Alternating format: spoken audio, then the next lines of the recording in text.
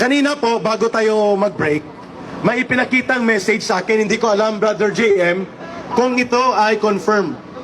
Tinanggalan na daw po ng mga security team si Daisara Duterte.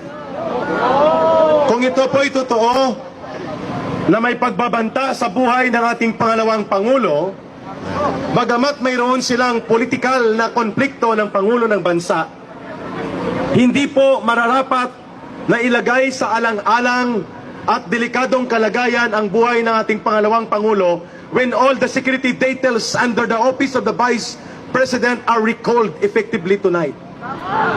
Mga sundalo, pulis, pinagkukuhanan na. So, the Vice President right now, if this is true, I will qualify, needs to be protected by the people. More so, importantly, dahil kung totoo po ito ang natanggap na kumakalat ngayon at nagiging news blast sa social media, the Vice President and all her security team deployed under her office are effectively recalled tonight.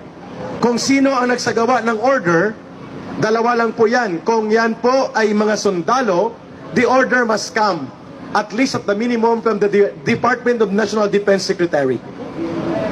Kung yan ay police, it must come from the DILG, concurred or coursed through the PNP chief.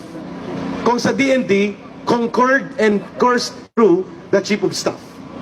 So, i-verify natin ito from other sources because this is so dangerous. And if the President who is now nagliliwaliw kasama ng kanyang asawa, nagdi-date at walang pakialam sa nagaganap na pagsiklab ng kaguluhang pangpolitika na highly financed and highly orchestrated ng kanyang pinsan na si Martin Romualdez, na siyang parang nagpapatakbo de facto ng gobyerno ng bansa.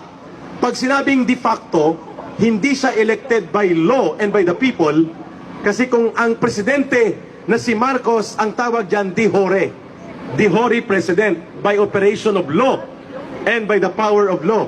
Pero kung hindi ka elected pero nag-aakto kang presidente, de facto or impacto. Yun! Impacto!